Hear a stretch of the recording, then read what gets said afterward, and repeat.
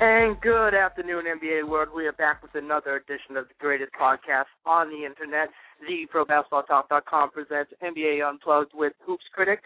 I am Jacob Noble from the ProBasketballTalk.com. Alongside of me, as always, is the ever grateful Brian Geltzeiler from HoopsCritic.com. How are we doing today, Brian? I'm good, Jacob. How are you today, my man? Fantastic. You know, we got a long weekend coming up. We have a Game 7 in the second round of the playoffs. We have the Western Conference Final seedings completed, and it's going to be a very good weekend. It's going to be a lot of fun. You know what? It's a big basketball weekend, which is nice. You know, it's interesting because of the pushback in the schedule. Normally, Memorial Day, you're like right in the middle of the conference finals. And we're actually going to get one Game 7, the possibility of a second Game 7. And if you put a gun to my head, I tell you, we will have a second Game 7 on Saturday, the beginning of one conference final on Sunday, and the beginning of the other conference final on Monday. It's a heck of an NBA Memorial Day, Jacob, any way you slice it. Absolutely, and I agree with you there. And maybe we should probably hop on that game because it is coming on tonight. Game 6 is in Indiana. You know, they're going to be wearing those gold T-shirts. They're going to be loud and rowdy, and they're going to hopefully rejuvenate some life into the Pacers. Let's talk a little bit about Danny Granger's ankle injury. You know, I thought he was playing a little tentative on that ankle in Game 5. He didn't seem to want any part of LeBron James, and he kind of left the game. I shouldn't say kind of. He did leave the game after LeBron hit a big shot in his face and then turned and gave him that death stare. I tweeted about it. And then moments later, you know, Granger was on that cart heading to the locker room. You know, it's interesting. You know, always know Granger's hurting a little bit because he's not chucking as much. Because, you know, to me, Danny Granger, as good a player as he can be, he's really just kind of a shameless chucker. And I think what you saw out of him there is how badly he was hurting. If he stopped with all the shooting, they're going to try to have him give it a go tonight. They're going to see if he can play. He's going to start. They're looking at him to play his regular minutes. My guess is that, you know, they're going to do something to try to kill the pain for him a little bit. I think they're going to try to hide him defensively a little bit, which is very difficult to do considering that the place to hide him is going to be either Wade or James. But I think they're going to do that. I don't see Vogel limiting his minutes. I see Indiana coming to play tonight, Jacob. I really do. Absolutely, and you and I talk about it. And to me, the difference in this game is how much can you get Roy Hibbert involved? How much can you get David West involved? How efficiently and effectively can you get the ball in the interior against Miami? I feel if you can control the points in the paint and the rebounding, you have a very good shot against the Miami Heat. And granted, they shoot the ball pretty well for an outside shooting team.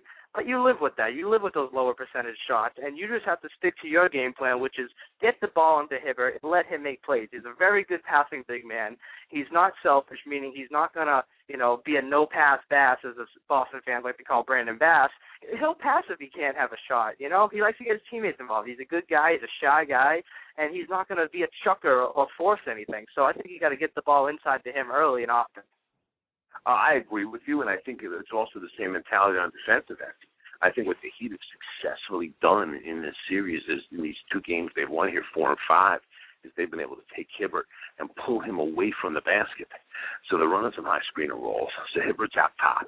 So they get him out in space where he can easily go by him and really run by him quite easily. And there's a red carpet to the rim. And that's been a huge, huge issue for Indiana in these games.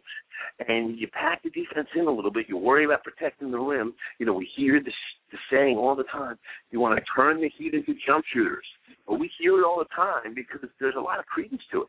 You got to make them shoot the ball for the cheap seats, man.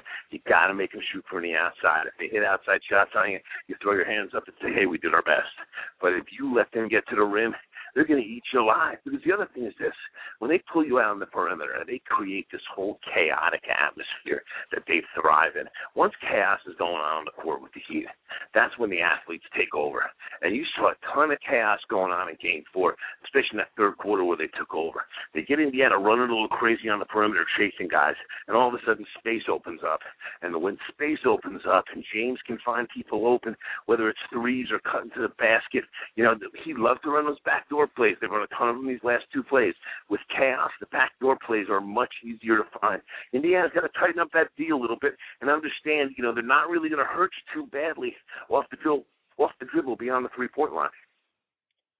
Yeah, I think that the secret is, and the reason why we keep saying that saying is make them be a jump shooting team is when Wade is determined, he's one of the most dangerous players, and we've seen a hot and cold Wade all throughout these playoffs.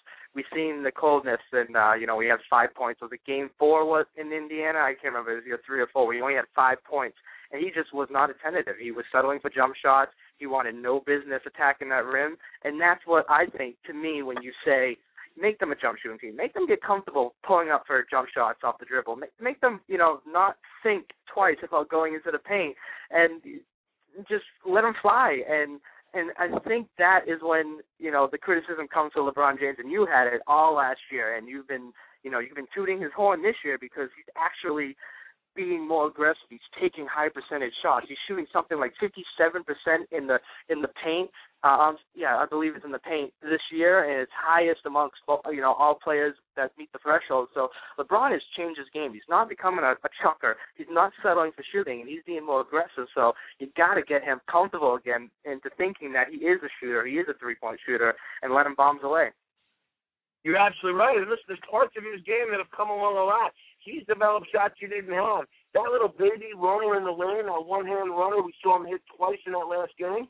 He didn't have that last year. You watch him back to the basket, and granted, it's not the most refined post moves you'll ever see, but he's a good player in the post. Because he's such a good athlete, such a good passer, such a good finisher, he gets in that mid-post area, 8 to 10 to 12 feet from the basket with his back, with some space, room to spin, room to find passers.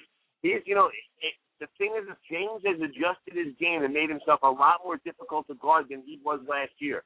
Now, how that goes and how that shakes out here will be a little bit of a different story. What's interesting about tonight's game, Jacob, is the fact that you have the Miami Heat who have done a very good job on the defensive glass 2 games in a row against Indiana, which is where Indiana really hurt them on the board. And James, especially in the stretch run of Game 4, had about 7 rebounds in the last 6 minutes of the game, dominated defensive glass.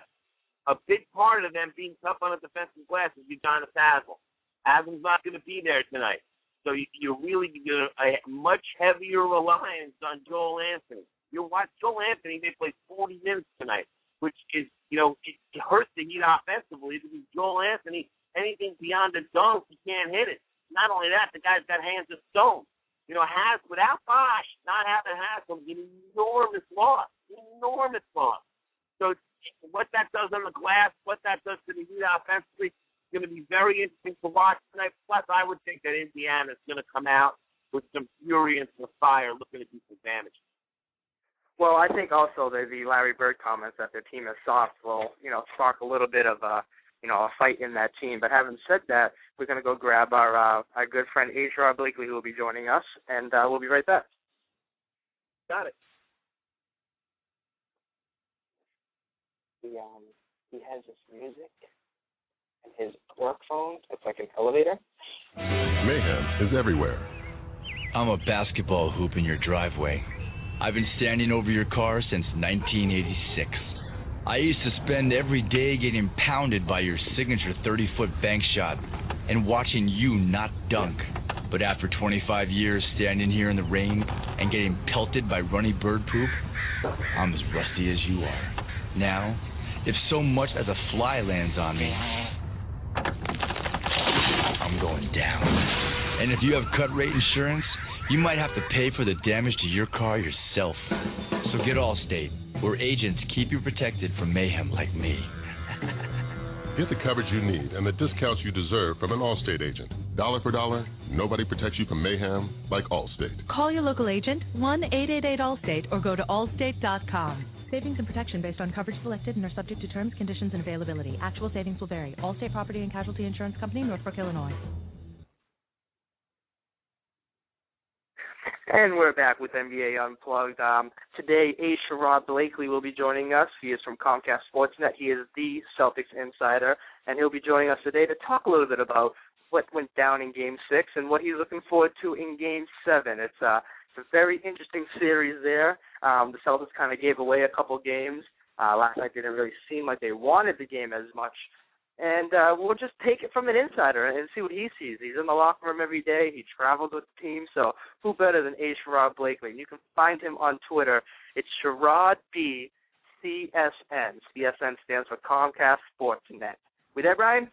We're there. We got Sherrod with us. He's on limited time today, Jacob, so we'll get ourselves rolling to see what we got. He's going to have to run on us sometime soon, so let's not waste much time. Go ahead, my man. All right, Sherrod, thanks so much for joining us. My first question is, and I'm sure everyone's thinking about it, is what's going on with Rondo's head? He just didn't seem assertive last night, and he only had 2 assists in the first half, 2 points. We all saw the camera angle where Paul Pierce kind of slapped him upside his head while they were on the bench. Talk to us a little bit about what you saw pregame and postgame down there in Philadelphia for Game 6. Well, before the game, they were, as a group, they were fairly quiet. They seemed that they were kind of in a locked-in mode, which is what you want in a game of that magnitude. But clearly, he was not himself in that game, and part of it has to do with the fact that just so much of his game is predicated on what other guys are able to do. When you're an assist guy like him, you need guys to make shots. Team shoots 33%. It's very difficult for a playmaker like him to have the kind of impact that he's used to. And when you combine that with the fact that he wasn't able to get to the basket and score on his own, you're going to have nights like that where he struggles, and the team as a whole struggles. Talk a little bit about his defense. He didn't what defense? Shot last night against Drew Holiday. Avery Bradley's absence was quite conspicuous, that largely because Rondo did not have a good game. Give us a little bit about that. Yeah, I mean, real simple. He just wasn't able to keep Holiday in front of him. In a lot of ways, Rondo got Rondoed by Drew Holiday in his ability to get to the basket, score, finish, get some assists to some of his teammates as well. It was one of those games where there was at no point that Rondo put the imprint on the game that we're so accustomed to seeing. And when that happens, the Celtics are not a very good team that can compete, let alone win. Now, you kind of set up my next question for me, Brian. I want to talk a little bit about Avery Bradley's shoulder. They're saying he's most likely going to shut down for the season. I haven't seen a confirmation that it's a fact. I understand we're still going game by game to see how he feels. Talk to us a little bit about his shoulder injury and the extent of it, and will he require surgery in the offseason? Well, yeah, I mean, when a guy's shoulder pops out like his has so frequently, at some point it's not something that's going to just heal on its own. He's going to have surgery at some point, and then there's the whole recovery period that comes after that. But his impact for this team is huge. I mean, you're talking about a guy that was able to unseat a future Hall of Famer in Ray Allen to get into the starting lineup for a veteran championship-built team. So when you look at what he has brought to the table, there's no question. All the things that went into play as the Celtics made their surge after the All-Star break, one of the keys to that surge was the emergence of Avery Bradley as a defensive stopper. Now, Sherrod, Celtics have had, they've been a thin team this year. They've had an issue finding enough rotation players. And now between the Bradley injury, Pierce banged up, Allen banged up, Mikal Peters is plenty banged up. You have that whole situation there. Do they have enough healthy bodies to get through Game 7 and put up a fight in the East Final? See, that's the thing. I think they've got enough to put up a fight, but, it's what can they do beyond that? I mean, if you find a way to win Game 7 at home, you move on to the Eastern Conference and Conference Finals, and then it's like, okay, now what? They've got a lot of issues that they had to work out. First and foremost, they got to find a way to get a Game 7 win. But going forward, there's no question that all the injuries are starting to mount to the point where you just wonder if, they've got enough left in the tank to really win a game, let alone another series, if they're able to get past, a very scrappy Philadelphia team. Now, Sherrod, you've been around the team for a couple of years now, and one thing that's been trending is their third quarter. Their third quarter seems to be the quarter that either they dominate or they just fail to show up. Talk to us a little bit about what makes that third quarter so important to this team. Obviously, the halftime adjustments, or the lack of. Talk to us a little bit about, what you see from their attitude changing at halftime, and sometimes adjustments just aren't there. Like last night, I did not see much adjustments for a game that, they could have taken at any time. Well, I think the reason why you didn't see a whole lot of adjustments in the third quarter was because pretty much everything they wanted to do except make shots, they were able to do in the first half. They were getting the kind of defensive stops they wanted. They were rebounding the ball surprisingly well. The only thing that they were unable to do was make shots. But the thing is, the shots that they were missing were a lot of the same shots that they were making in Game 5. So from their standpoint, there really wasn't a whole lot of adjustments to be made other than the fact that you just want to make some of the shots that you're missing. But the third quarter has been not just for the Celtics, but in this series has been the determining factor in who wins. The team that has outscored the other in the third quarter has won every single game in this series. So, the Celtics, obviously the third quarter is an important dynamic for them to be successful. It has been the biggest X factor in determining who wins and loses so far in this series. Now, again, getting back to healthy bodies again, because I just think that that's an enormous issue. You see Doc running guys bigger minutes in a Game 7 and risking what kind of happened last night, which is you had guys in the fourth quarter with their tongues hanging out of their mouth. They were so exhausted. Or is there anybody on that bench, a Hollins, a Juwan Johnson, an Aquan Moore, that you see Doc putting in a semi-big spot because they're a fresher player to try to see if he can find lightning in a bottle? I think they're going to revert back to that 5-5-5 plan a little bit more closely in this Game 7. I thought Doc got away from that a little bit in the first quarter where he allowed Kevin to go, I think, 8-9 minutes before he took him out, and usually Kevin is taken out after about 5 or 6. I think you'll see him kind of go back to that a little bit. A guy that I wouldn't be surprised to see him see a few minutes is Marquise Daniels. We talked about this earlier, not having Avery Bradley and just the impact that makes on this team defensively. You need a guy out there who can defend that wing position a little bit better than Ray Allen can at this moment. And Marquise Daniels is one of those guys. Doc used him a little bit in Game 6, sparingly down the stretch there a little bit, and I wouldn't be surprised if Doc went to Marquise a little bit earlier in Game 7 to give them a little bit more of a defensive presence in that 5 guy on the floor. Sherrod, you're reading my mind here. That was the next name I had written down here. I've been a big fan of Marquise Daniels for quite some time. I just felt like he's had some bad luck in some situations, and obviously the injury last year kind of deterred him just a little bit. I think he's a fantastic defensive player, and I really like his basketball IQ.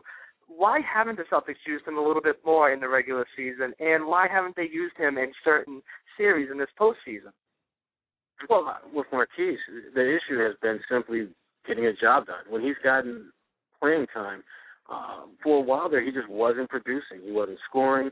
His defense was kind of spotty, and overall, he just was not getting the kind of contributions that they needed. But at this point, they need somebody. They need somebody to give them some kind of life, some kind of energy, some kind of spark.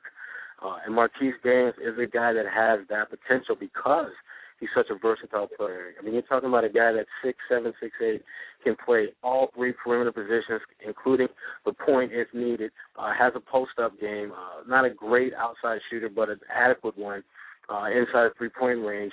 And just, a guy that can bring a lot of intangibles to the table. But with Marquise, it's all about getting it done. We know he has the ability. It's a matter of him applying that ability to the game and just getting it done. Interesting, because I do agree. I think they have to figure out a way to go deeper in this bench and get some kind of production out of somebody, because if they're really running these guys into the ground, and it's a bad recipe going forward. Let me ask you this: the mood around the team, it's interesting. Rondo was in a lot of trade talks earlier in the year before the deadline, although they denied it. It's just, where there's smoke, there's fire. There's the Paul Pierce net rumors that came up. Garnett and Ray Allen last year a contract. Talk to me a little bit about the mood around this team. Is there a finality to this playoff run with the understanding that this group may not be together beyond this season? Oh, absolutely. And then that cloud has been over this team really from the moment they all reconvened during training camp way back in December. They knew coming into the season that this would in all likelihood be the last run for them as they are constructed. Kevin will be a free agent. Ray will be a free agent. They've got a number, and, there's no telling what they're going to do with Paul Pierce. Rondo, the trade rumors, there's no telling if those rumors will resurface this summer and into the fall. So there was certainly a lot of uncertainty about the direction that things are going to go. But the one thing about this group, I will give them this, they're so seasoned, so veteran savvy that they understand that all of that stuff, at the end of the day, it means nothing. It always comes back to one thing and one thing only, and that's winning. And as long as you go out there, you contribute to that end result, you're going to have a job in the NBA, whether it's in Boston, New Orleans, Sacramento, doesn't matter. The bottom line is you have to find ways to help your team win and be a part of the solution as opposed to being the problem. Now, one more item on this series here. We're going into Game 7, and I thought rebounding was the only stat that mattered. And, for the first 4 games, I was right. And then 5 and 6 kind of didn't follow my trend that the team that won rebounding actually lost those 2 games.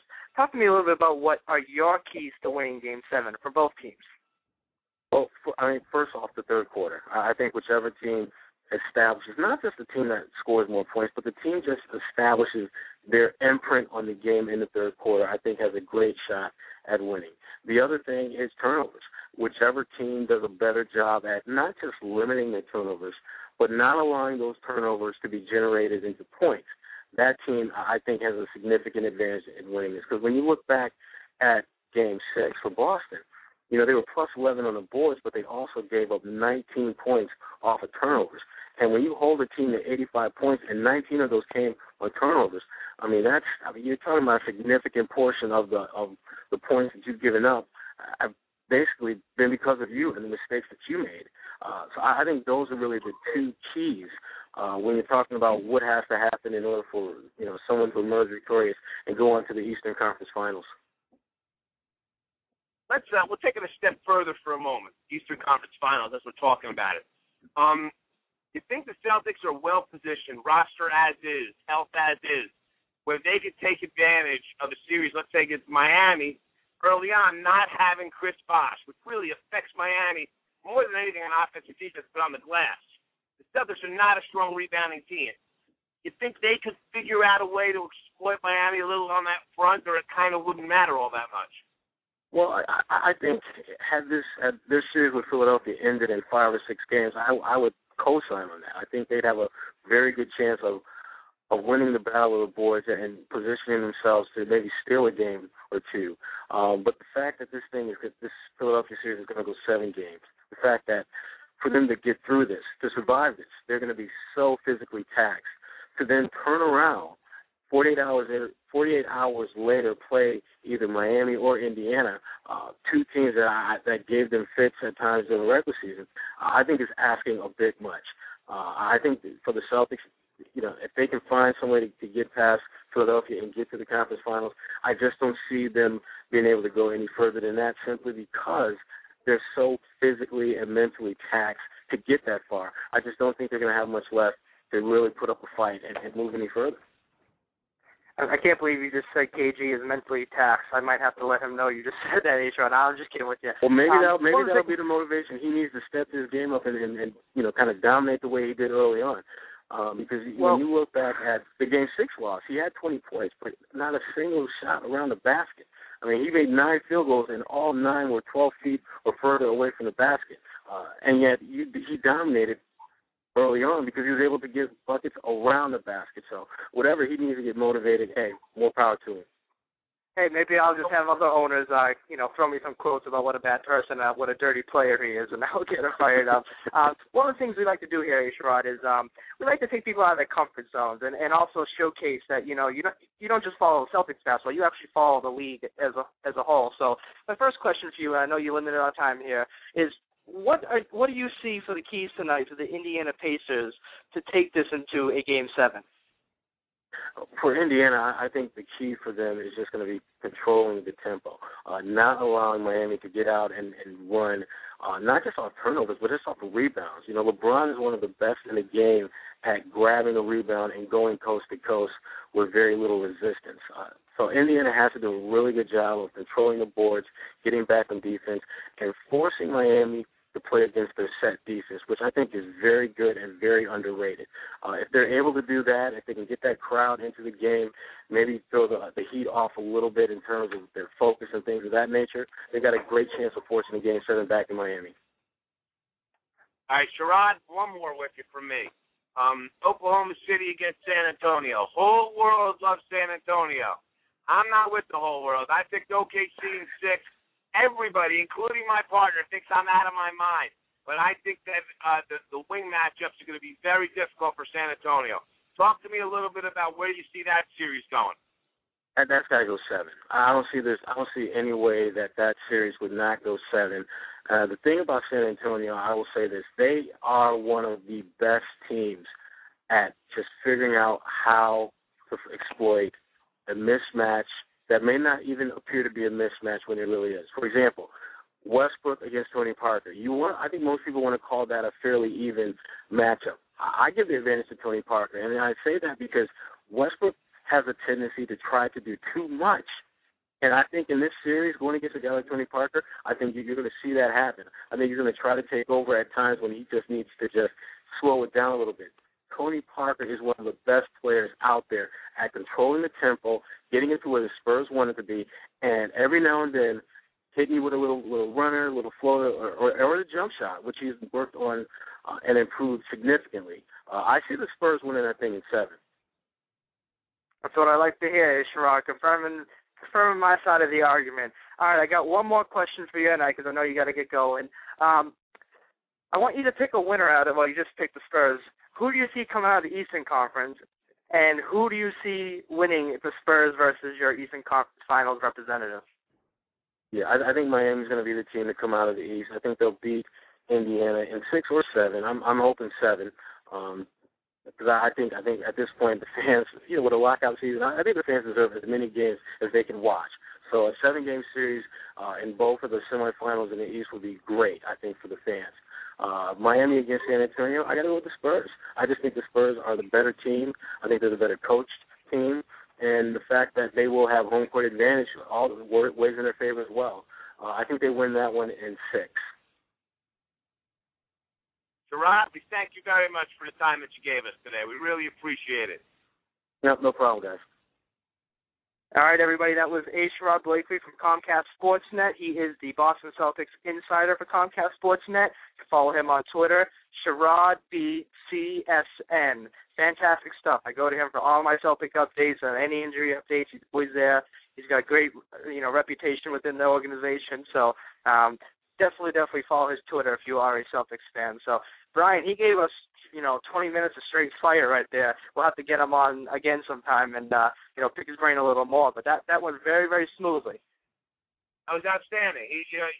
The Celtics insight is absolutely terrific. It's funny because you suspect certain things that you see from the outside looking in. He gave you perspective from the inside looking out that it's there. I mean, one of the things I was most curious about was, the overhang of the fact that, they pretty much, their main 4 guys, 2 of them are on deals that are expiring. 2 of them were legitimately attempted to be traded in Pierce and Rondo. And I was curious here what that does to a team. And it's there. It's in the air. They can all feel it a little bit. And although I don't think that necessarily hurts chemistry for them, and I think he's right. I think Sherrod's right. They've been around the block enough that it doesn't hurt them from a chemistry standpoint. But that's a hard thing, not only for Doc Rivers to work through, but for the guys to work through together. I mean, that the fact that, hey, this team that we're playing for, in the end, by the end of next year, they don't want us. They're looking for a younger version of us to bring in. And, on one hand, you think it puts a little fight in the dog. On the other hand, you can also put a little dog in the fight, if you know what I mean. Oh, absolutely. And I think that's what it leans towards, especially with this group of guys. I'm from the area up here. I've been following this team for quite some time, especially with the rejuvenation of a winning basketball team in this area. And they seem to be the type that will take anything you say and find a way to use it as motivation. And as A. Sherrod and I were kind of joking about that, bad-mouthing Garnett, maybe that will put a little fire under his butt to get him a little more aggressive inside. What I took away from that is what he said about Rajon Rondo's poor performance. And he says that, although how great Rondo is, and we all love his talents, he just wasn't assertive because he couldn't get to the hole. So you got to credit Philadelphia for stopping his penetration. And then as he also pointed out, the team shot poorly. So that kind of hurt Rondo's morale, so to speak. And he's still young. He's still got a little bit of an immaturity in him from time to time. And I think that was one of those situations where he needed to just continue to play through it and hope that his players would make shots. But unfortunately in Game 6, nobody on the Celtics was making shots. So, he couldn't do what he does best, and that's setting everybody up if they're not hitting their shots. Well, I think his defense took him out of the game, too. Holiday got to him early, and it seemed to really affect Rondo on both ends of the floor. The other thing that was interesting is, and I was surprised that A. Sherrod was so critical of Garnett in his shot selection, because in the games that Garnett was dominant in the playoffs, the Celtics made a concerted effort to get him the ball in the low block. It was an absolute offensive focus for them. They ran a lot of high screen and roll, some ISO stuff last night. But getting Garnett the ball in the low block was not a priority. And for the life of me, I don't understand what Doc's thinking. Because when you got Elton Brand and Spencer Hawes and LaVoy Allen, it's a weak group of bigs by playoff standard. Let's be honest. It's a weak group of bigs. And you know what? Garnett, with his size and with how good he's been playing, geez, get him out off the perimeter, put him on the low block. But he's not a pick-and-roll player. He's a pick-and-pop player. And I always felt he's had an underrated low-post game just because of his size and his ability to hit those short to mid-range shots. Not using him there, it's not smart for them because they don't have another inside scoring presence. He's it. So I think a lot of last night what you saw was the way they used Kevin Garnett. I don't think it was at his most effective for where he is at this stage in his career. 3-4 years ago, yes, pick-and-pop's perfect for him. Now at this stage, well, he's not as good a shooter. And more than that, the Celtics need him inside. I felt like it's been that way even since 2010. Their best way to get easy baskets is Kevin Garnett on the low block. It's something you're going to see them get back to on Saturday. Well, the one thing I got to disagree with you at one point there. You said he's not that good of a shooter. I think he's gotten better over the years. He's actually stretched his range a little bit. But as you point out, Brian, he's better down low. I mean, yeah, it's nice having those long shots, but you don't want him living and dying by taking 16, 18-foot jump shots that are only worth 2 points when he can get the same productivity out of something that's maybe 6 or 8 feet, which he seems to be great. And how many off-balance shots does he make? He gets pushed from underneath. He's in the air. He can push his body in and put little bunnies in.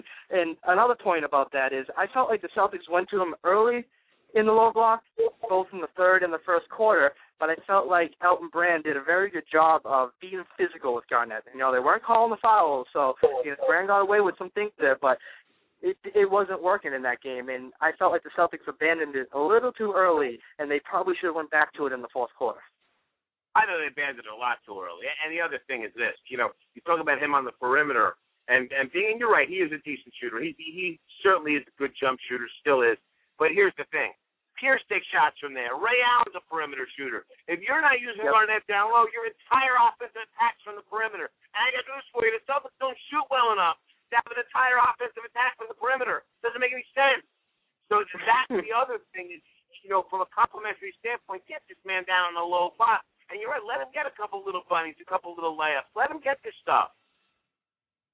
Yeah, we see that. When he's struggling to score, a layup or a dunk will turn his emotion around. And when he gets that feeling, he almost seems unstoppable. We've seen it a couple times in this postseason run by him. He struggled early on, and he got a couple of easy baskets. And then from there, he carried himself in a couple fourth quarters. So I agree there. But I think let's move on and let's tackle these other series real quick. I want to finish up on the debates we had about the suspensions on the Pacers and the Miami Heat, which I thought the league did a good job with the assessments here, and the only reason why I disagreed with you, and if they suspended Hansbrough, I would have been fine with it too. It was a shot to the head, although he got ball arm first before head, whereas I felt like Haslam kind of did it out of retaliation, which I have nothing wrong with Haslam's play. You want to protect your star players. I completely understand why he did it, but I just felt like the retaliation aspect of it warranted a heavier fine than a flagrant one. I disagree. I'll tell you this. My feeling was this. I thought, you want to say that Hansbrough got part of the ball. Very frankly, when you look at the play again, it was incidental. It was a shot at Wade's head that he happened to get the ball in the process. So it's whatever it is, and it's very hard to measure intent in these situations. My feeling was that because you can't measure intent, the results of the two plays were close enough to each other and what they were in terms of the level of abuse inflicted on the victims in both spots, that I felt like the punishments had to be equal. I don't have an issue with suspending Haslam. I don't. My issue is that whatever you give Haslam, you need to give Hansbrough. That was my issue. And you can't. I don't think you can suspend Haslam and not suspend Hansbrough. The fact that Haslam got it worse than Hansbrough, to me, I did not like. And I had spoken to someone today who was in the meeting at the NBA. Okay, that where they made the decision, and ultimately, you're absolutely correct. The fact that Hansbrough got a hand on the ball saved him a suspension. They weren't necessarily measuring intent, but the fact that his hand was on the ball saved his butt. I don't agree. I also think they got Dexter Pittman wrong. I really do. You know what? There is no place on a basketball court for something like that. And you talk about retaliation, Jacob, okay? Yep. Udonis Haslem retaliated to another foul on the court during that game, okay? Yep. But Dexter Pittman was retaliating to, and intentionally, and you know it was intentional because this dummy got caught on national TV winking at somebody, okay, after he did it. This was for retaliation for something that happened in a game a couple of games earlier that was more of a taunt than anything else, and what he did was so dangerous. What he did to me was much worse than what Ron Artest did to James Harden. I would have knocked him out for the playoffs and given him 10 games next year and made sure I gave him a financial penalty. Because here's the other thing about that. Knocking out Pittman for 3 games, it's not going to hurt the guy taking up the bench. I mean, he did start one game, but, frankly, Indiana would rather have him in there than suspended. Okay, it's a favor. But if you suspend him 10 regular season games or 5 regular season games and let him really take a shot and pay, I mean, these guys get paid in the playoffs, but the majority of their pay comes during the regular season. Get him for some regular season money. That's going to show him that you really can't do something like that. So, I don't think the league got any of them right. I think they butchered all 3. I got every time you go on a rant, I got to write all these notes down. There's a few things I want to say. A, I want to know who your contact is so I can get text message friends like that. Second, the one fact that Jacob, wait, I could tell you, but I'd have to kill you. Well, I'm used to that. You usually answer a lot of my questions with that. So, one day I'll take you up on it. But the second point I wanted to make is the one fact that I give you in the Hansbrough and the Udonis Haslem situation is Hansbrough is not an idiot. He knew what he was doing. So that I tip that to you. He wasn't giving a hard foul for no reason. He's a smart player. He knows what he does on basketball court. But jumping over to Pittman, I agree with you 100%. I couldn't agree with you anymore. I felt like that was a perfect situation for the league to set an example. This is the second time this season we've had a vicious elbow get thrown, and once resulted in a concussion. And luckily Stevenson doesn't have any issues that we know of yet. He had a sore throat for a little while, but I felt like that was a perfect time for the NBA to throw the book at somebody and wake up the other players that want to do something like this. And now you're going to have people questioning, did LeBron ask for this hit to go out? I'm sure people are already, wondering these things themselves. I'd like to think that he doesn't. And, as he said when he was asked that question, he goes, I don't even think of Lance Stevenson. I'm not here to talk about that. He never crosses my mind. I hope that he really did take that approach and move forward. But as we know with LeBron is he does care what people think about him. So, but that's something to look at that. So we're done with this suspension stuff. It's done out of the way. The league wants a game 7. The best way to let me make one more point about him, because I think I have no idea if LeBron, it's pure speculation if you put anybody up. So we have no evidence, no idea that. But here's what I will say. And this is a bigger crime than what Pittman did. Yes, he could have really hurt somebody, but what he's also done here is he's put his main 2 guys, LeBron and Wade, at risk in a game that maybe the results decided already, but suppose hanging them in there to see if they can maybe get a late rally, possibly put a scare in Indiana or being down, or vice versa, making sure a win's assured. And somebody decides that, we're going to get a little revenge for that. And what Pittman did is he's put their 2 main guys, their 2 superstars, at some risk that they didn't need to be at. That's a fantastic point. All right, so let's move on. We got a few minutes left, and let's break down the Western Conference Finals, because I think most of us had penned these 2 in, the beginning of the playoffs. Not really the beginning of the year. I'm sure other people had Lakers or Mavericks or whoever you fancied, along with Oklahoma City.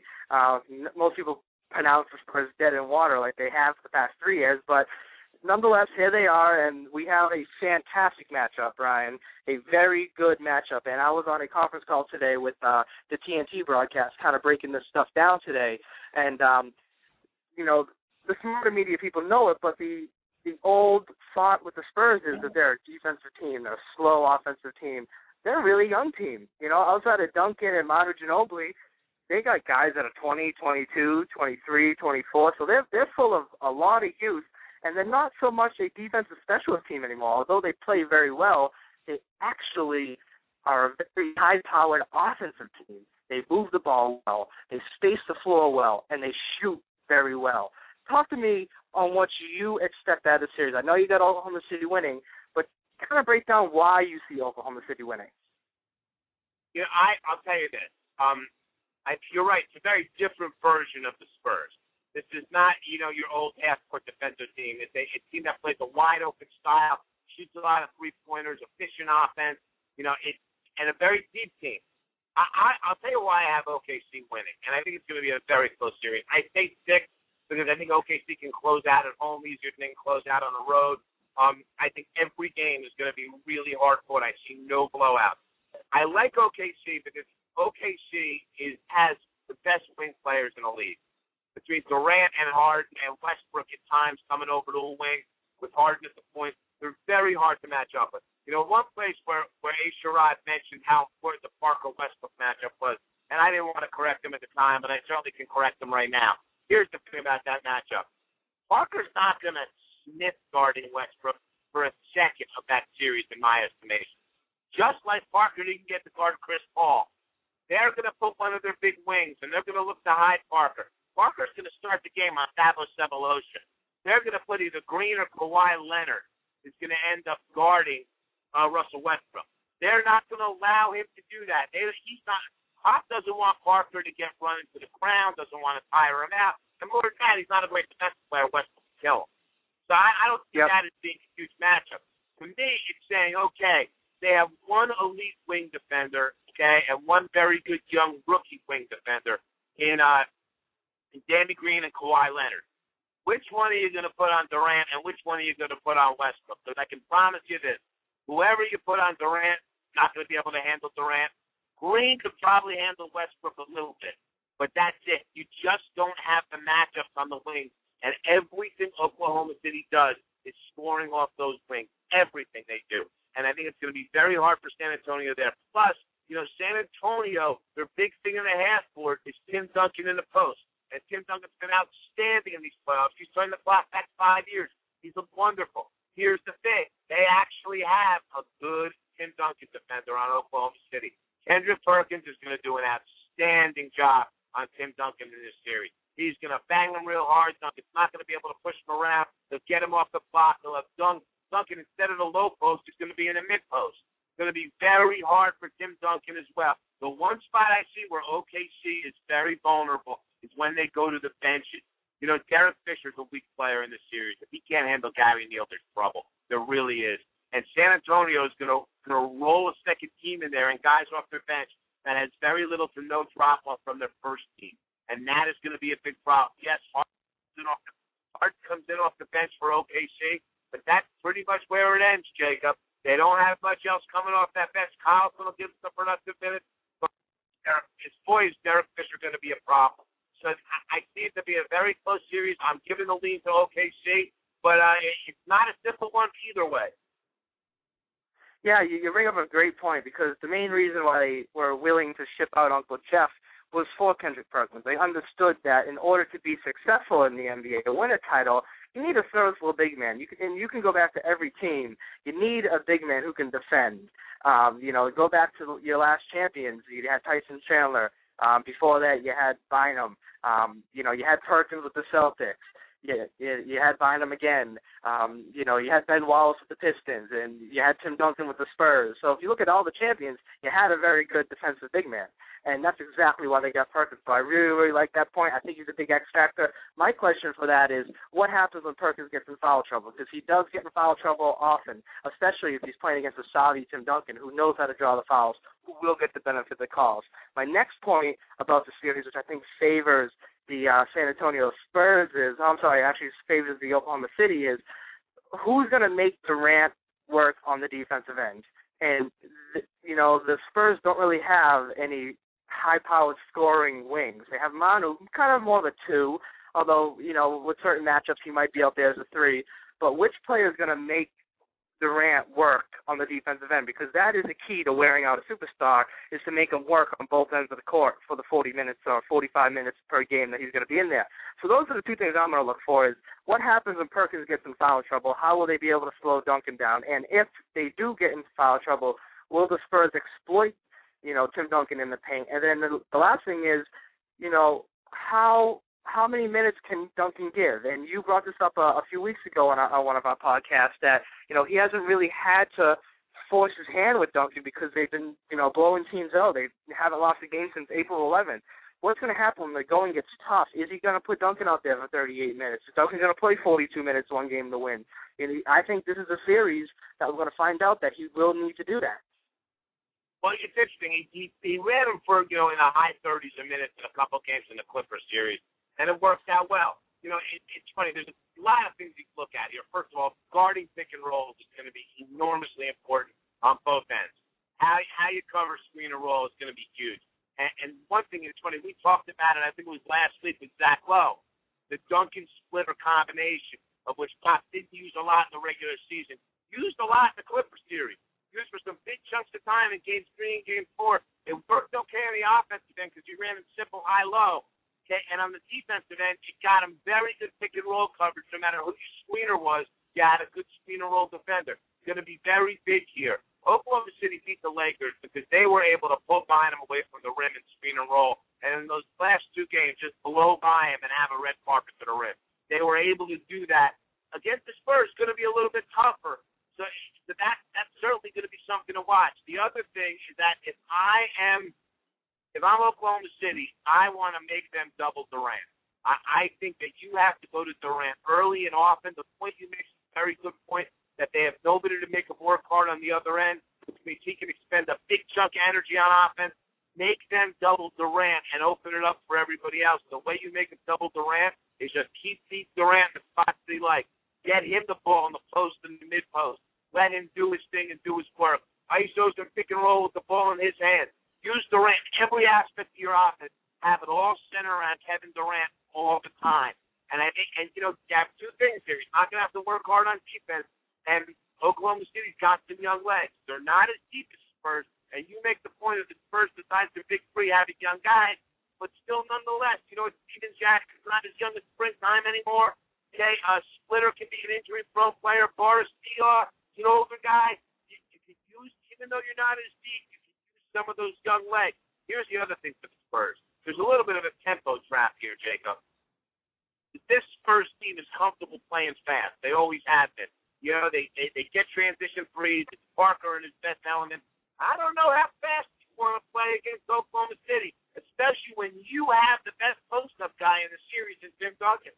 And that may end up being, you talk about Perkins in foul trouble. Well, the way to get Perkins into foul trouble is to pound the ball into Duncan. You're not pounding the ball into Duncan in transition. Would not surprise me if Pop recognizes this before the series even starts, and you see a slower version of the Spurs offense in the series. Yeah, the thing with Pop is we never know what he's going to do. He's always playing, as you like the phrase, he's always playing chess, so we're all sitting here playing checkers. So what he's going to do is going to be... That was your line, not mine. That was yours. I said you like the line. But what he's going to do is really going to, be a shock to all of us. I don't think he's going to change so drastically. But one thought I've kind of had is this a series, because Oklahoma is not as deep as the Spurs, is this a series where you kind of let Durant get his and you let someone else beat you? Meaning, you focus more on Russell Westbrook, you focus more on James Harden off the bench. You kind of double those guys and just play Durant one-on-one, because Durant has struggled in some games throughout this postseason run. There's been some games where Westbrook's been the one carrying the team, and Durant's not had as efficient game as he'd like. And then also by doing that, you make Westbrook feel like he has to do too much, something that A Sherrod Blakely pointed out. When you get Westbrook hogging the ball, taking more shots than Durant, which is something everyone always talks about, and you have him forcing things that he probably isn't comfortable doing because he feels like he needs to do it to help the team win. That might be a strategy that the Spurs implement, and it might be successful. Well, here's the thing. A couple things on that. Number one, Durant had a couple of off games, and they weren't really off games in the end, but Ron Artest was guarding. Very big difference in being defended by Ron Artest and being defended by Danny Green. Very big difference. So you don't have a defender to force Durant into that stuff. There's something to be said for a guard, not letting Durant get his and shutting everybody else out. Here's the problem. Can you shut everybody else out? Can you stop Westbrook? If you say, all right, Durant's going to get his, so we're going to put Leonard on him, and you put Green on Westbrook, is Green going to shut Westbrook down? Is your Ginobili going to be able to shut down James Harden? Here's the other thing, and it's another problem for the Spurs, I think. The Spurs, Pop, with this group, loves the small lineup. Pop's favorite five to put out there at the end of the game is Duncan and three wings and Parker. It's Duncan, Green, Leonard, Ginobili, and Parker. Okay, that's what he loves. You go play that against OKC, and you allow them the luxury of Durant at big forward, where you still have Durant, a Leonard, or a Green matchup. Let him have Severity on the court, a premium defender, along with Harden and Westbrook. They're playing right into Scott Brooks' hands. So, talk about Pop doing some different things. I would not be surprised to not see a lot of those small lineups that Pop normally loves to go with, just because that's gonna really give OKC an advantage. In that situation, their athletes are much better than San Antonio, and it's very rare for San Antonio to be in that situation in a series, because normally San Antonio is more athletic than just about everybody they play. Yeah, absolutely right there. All right, we've got a few minutes, and I think we can head out early. I know we got obligations to do.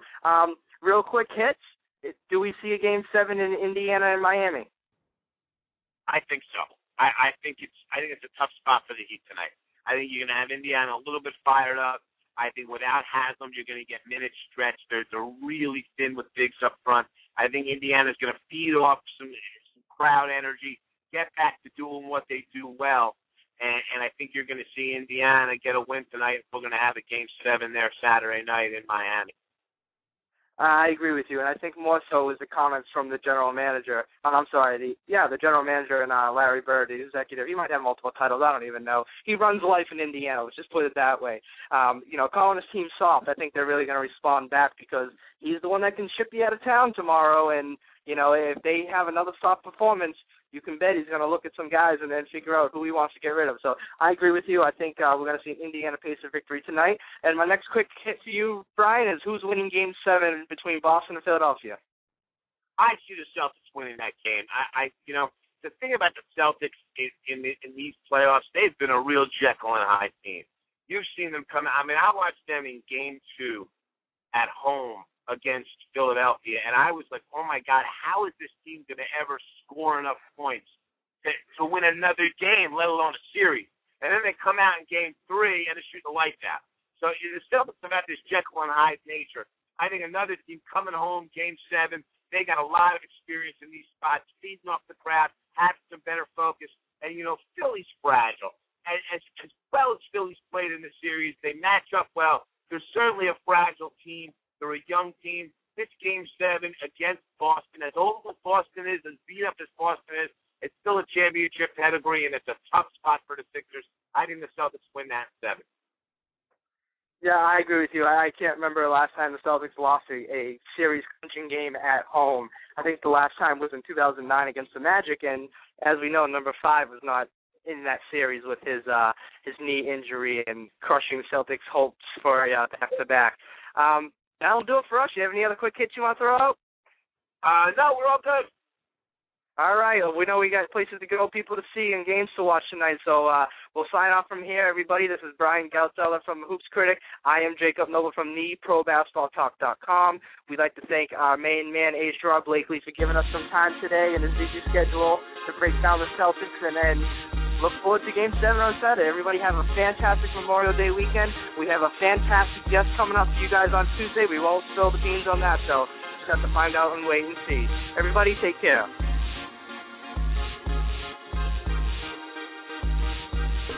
Diving in the rough, everybody knows the score. Bambino on top, and them haters play war, but the people want more, and I've been giving to them.